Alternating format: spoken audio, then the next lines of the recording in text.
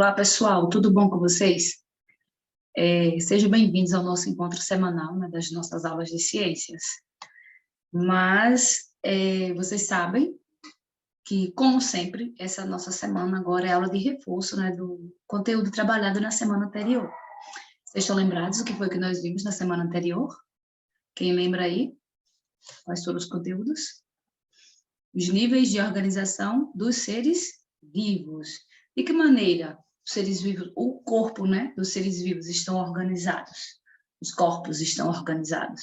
Vocês lembram? Bom, vocês viram que todos os seres vivos têm o corpo formado por células, não é? Células são as unidades fundamentais da vida.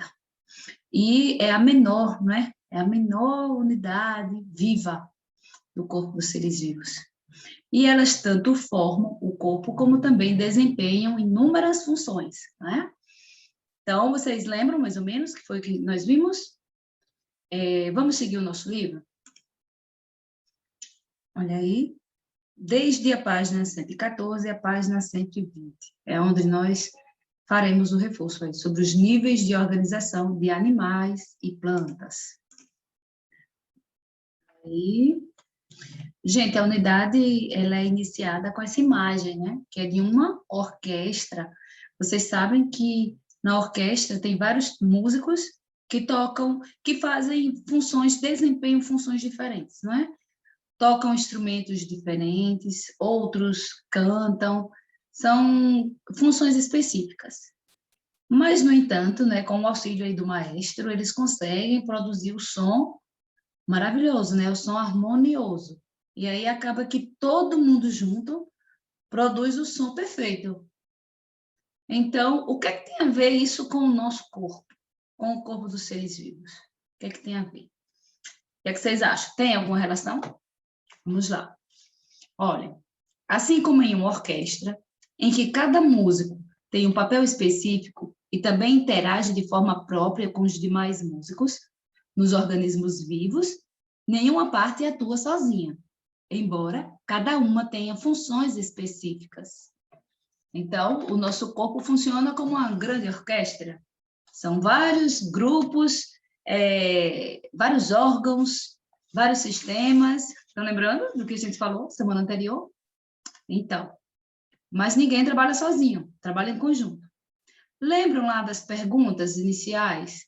A questão é: você conhece os níveis de organização dos seres multicelulares? E aí, conseguiu responder essa pergunta a partir do que nós já vimos na semana anterior? Vamos lá. Você conhece níveis de organização? Sim ou não? Sim, né? Vocês conhecem. Quais são os níveis de organização? Então, vamos pensar assim. O corpo é formado por células, né? O corpo dos seres vivos é formado por células.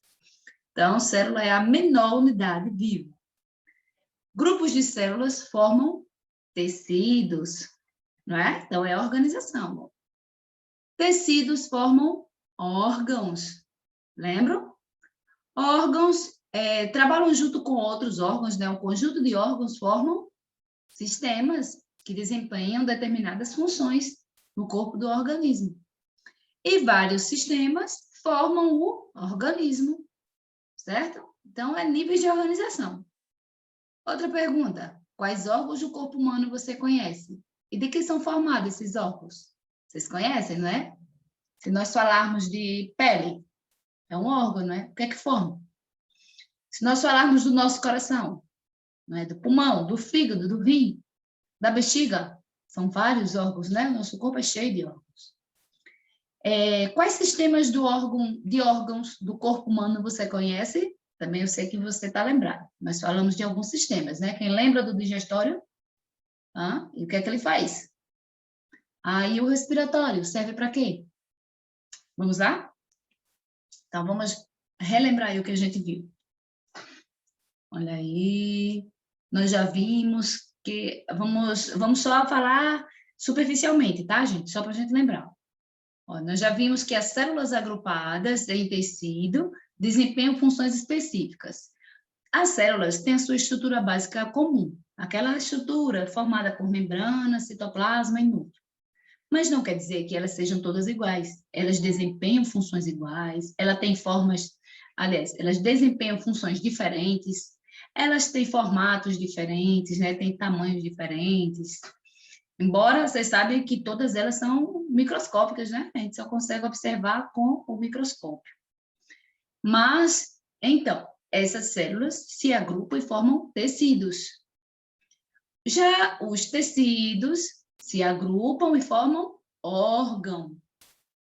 Esses órgãos que vão formar conjuntos, né? Vão se agrupar em conjuntos, eles vão formar os sistemas. Aí nós vimos o exemplo do gatinho aí, o intestino, o fígado, o coração, os vários órgãos, né? Estômago. Foi mostrado aí o tecido epitelial, né? Que atua na digestão. Abaixo desse tecido epitelial, quais são os outros tecidos, certo? Vamos lá. Um exemplo de órgão foi a pele, que foi citado aí, a pele formada por um tecido, que é a epiderme, formada por um tecido epitelial. Abaixo da epiderme há outro tecido, que é a derme, formada de tecido conjuntivo. Olha quantos tipos de tecido nós já estamos vendo aí. Tecido epitelial, tecido conjuntivo. Além da derme, outros tipos de tecido conjuntivo são o tecido ósseo e a cartilagem. Tecido resistente e flexível encontrado, por exemplo, na orelha externa, no nariz e nas vias respiratórias. Olha aí, mais uma vez, a estrutura da nossa pele, né? Esse esquema mostra cada uma das suas estruturas, o que é que tem abaixo de cada camada, epiderme, derme, tecido adiposo. Vamos lá. Um grupo de órgãos podem trabalhar em conjunto e de forma harmoniosa em funções semelhantes e específicas, constitui um sistema. Então, nós já vimos, né, que na maioria dos animais, por exemplo, o coração, as artérias as veias, compõem o sistema cardiovascular, que impulsiona o sangue e conduz pelo corpo. Só exemplos. Vimos outro conjunto de órgãos, boca, esôfago, estômago, intestino e mais alguns órgãos associados às glândulas salivares, ao fígado e ao pâncreas. Formam outro exemplo de sistema, que é o sistema digestório, responsável pela digestão e absorção dos alimentos. Gente, essa figura aí abaixo, né, que mostra os diferentes níveis de organização da maioria dos organismos multicelulares. Vocês estão lembrados quais são os organismos multicelulares, né? Tem o corpo formado por inúmeras células. Aí nós já vimos que tem seres que têm o corpo formado por uma única célula, né, que são os unicelulares. Já esses que possuem, né, esses conjuntos de órgãos, sistemas, são multicelulares. Então, vocês podem observar aí no exemplo. Nós também falamos sobre a respiração celular, né? Já vimos que nós precisamos de energia dos alimentos para nos movimentarmos, né, e realizarmos as demais tarefas do dia a dia. Então, seja para estudar, seja para brincar, seja para correr, para praticar esporte, nós precisamos de energia. E essa energia vem dos alimentos. As células que formam seus tecidos, órgãos e sistemas precisam dessa energia para realizar suas funções. O processo de obtenção de energia dos alimentos é chamado de respiração celular. Gente, observe aqui o box do ladinho aí. A respiração celular acontece dentro das células, que são as menores partes vivas dos organismos. Esse processo, né, que é chamado de respiração celular, ele é realizado pela maioria dos seres vivos, como plantas, animais, algumas bactérias e fungos. Nesse processo, né, a respiração celular, ela usa a glicose, que é um tipo de açúcar, e o gás oxigênio, e produz gás carbônico e água. Processo que libera energia para as atividades do ser vivo. Continuando, vem os níveis de organização das plantas. Será que as plantas têm a mesma estrutura? Tem o mesmo modelo de estrutura, assim? Vamos lá. As plantas são bem diferentes dos animais, mas elas também apresentam células organizadas que têm diferentes funções. Então, embora elas não se locomovam e não se alimentem como os animais, elas realizam atividades e estabelecem relações com o ambiente. Então, é diferente? É, mas ela também, ao modo dela, não é? De acordo com a estrutura dela, com a organização do corpo da planta, ela também interage com o meio ambiente. Então, vamos conhecer aí a fotossíntese e a organização das plantas. Vocês já ouviram falar de fotossíntese? Estão lembrados o que é fotossíntese, né? Que é o processo, né, através do qual a planta produz o seu próprio alimento. Muito bem. E o que é que ela utiliza para fazer a fotossíntese? A luz do sol, não é? O gás carbônico do ar, a água. Vamos lá. Elas retiram água e sais minerais do solo pelas raízes. A água e os sais minerais são levados até as folhas, né, que, por sua vez, retiram do ar o gás carbônico. Então, o gás carbônico e a água são utilizados para produzir os açúcares por meio da fotossíntese. Então, esses compostos farão parte do corpo da planta e podem ser usados para fornecer energia. Nesse processo, plantas produzem outro gás, que é o oxigênio, que é lançado no ambiente. Para realizar a transformação do gás carbônico e da água em açúcar e gás oxigênio, as plantas utilizam a energia da luz do sol, que é capturada por uma substância de cor verde, que é a clorofila, presente nos cloroplastos das células vegetais. Então, observe que é diferente, o trabalho que ocorre na planta é totalmente diferente dos animais, né? Mas não quer dizer que elas não tenham também a sua maneira de interagir com o ambiente. Então, ao modo delas, né, de maneira diferenciada, elas também interagem. E é muito bom, né? Porque produz o próprio alimento, não depende de outro ser vivo para ir à procura de alimento, né? Os animais têm que ir à procura de alimento, e a planta não. Vamos lá, observe o esquema para entender como é que funciona, né, a fotossíntese, mas eu sei que vocês já entenderam isso aí. Gente, existem seres vivos que são capazes de realizar a fotossíntese. Esses seres são chamados de fotossintetizantes. Mas será que é somente as plantas que realizam? Não. Existe um grupo de outros seres que também realizam fotossíntese. Aqui no final do parágrafo vocês vão ver aí. Olha aí, vocês podem acompanhar. Plantas, algas e algumas bactérias na fotossíntese. Esses 3 grupos de seres vivos, eles realizam fotossíntese, né? Então, as plantas, as algas e um grupo específico de bactérias, né? Que é o chamado cianobactérias. Elas realizam fotossíntese.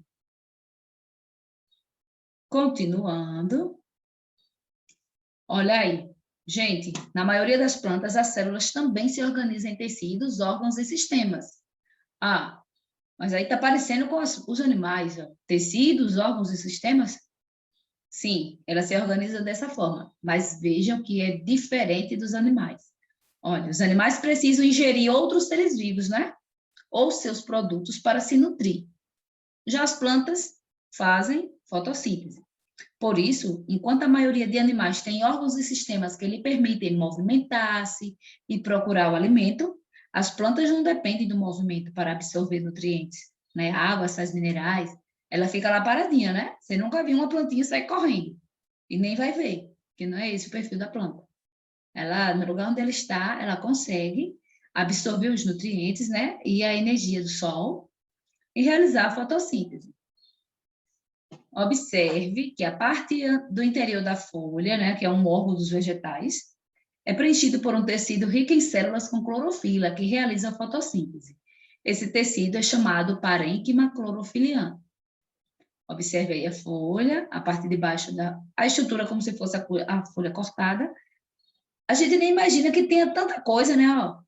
Olha, uma folha é tão fininha, mas olha quantas estruturas tem nesse fininha. Não é? Não era tão estreitinha que a gente nem consegue enxergar nada, claro, né? As células são microscópicas. Mas, observem, quantas estruturas estão aqui. Muitas plantas ainda são cobertas por um sistema dérmico. E nesse sistema, por exemplo, um tecido formado por células que constituem a epiderme. Essa camada de células é coberta por uma cutícula que protege a planta e diminui a perda de água. Vamos lá. Outro grupo de células forma os tecidos vasculares, que são os que conduzem a seiva. Há dois tipos principais de tecidos que compõem o sistema vascular. Um deles transporta água e sais minerais retirados do solo pela raiz e pelo caule até as folhas. E o outro distribui os açúcares produzidos principalmente nas folhas durante a fotossíntese e as demais células da planta. Gente, olha aí o nome. Olha aí, seiva do xilema, seiva do floema. Ó, enquanto a água e os sais minerais absorvidos formam seiva do xilema, a seiva do xilema é a que vai subir, não é? Pela raiz, pelo caule e vai se espalhar para toda a planta. Já a seiva do floema corresponde aos açúcares produzidos pela fotossíntese, que acontece onde? Nas folhas, e ele é trazido para o interior da planta, né? Das folhas ele volta pelos galhos, distribui por todo o corpo da planta. Essa é o floema. O xilema sobe, o floema desce. A raiz é um órgão que fixa o vegetal no solo e absorve água e sais minerais. O caule sustenta as folhas, né, e as mantém geralmente em posição elevada, o que possibilita a captação de luz necessária para a fotossíntese. Então, olha aí, observa o esquema. O floema desce, não é? Já o xilema sobe. Olha aí, o xilema vai das raízes e é distribuído para toda a planta. O floema, ele é produzido nas folhas, então ele é distribuído para toda a planta. Certo? Estão me entendendo? Vamos lá. Nós temos uma atividade. Gente, nós temos questões. As questões 6, 7, 10 e 12.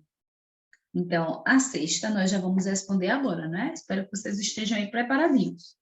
E as outras, como sempre, vocês responderão sozinhas. Mas elas são tão facinhas, vocês vão responder num piscar de olhos. Aí vamos lá, a questão 6. No caderno, indique as afirmativas verdadeiras. Então, vamos lá. Letra A. Todos os seres vivos são formados por muitas células. Verdade ou falso? Verdade ou mentira? Verdade ou não? É o quê? Não é verdadeira. Essa afirmativa não é verdadeira. Se ele dissesse que todos os seres vivos são formados por células, tudo bem, né? Agora, por muitas células, nós já percebemos que existem os seres multicelulares, que têm o corpo formado por muitas células, mas também existem os seres que são chamados de unicelulares, justamente porque o seu corpo é formado com apenas uma célula.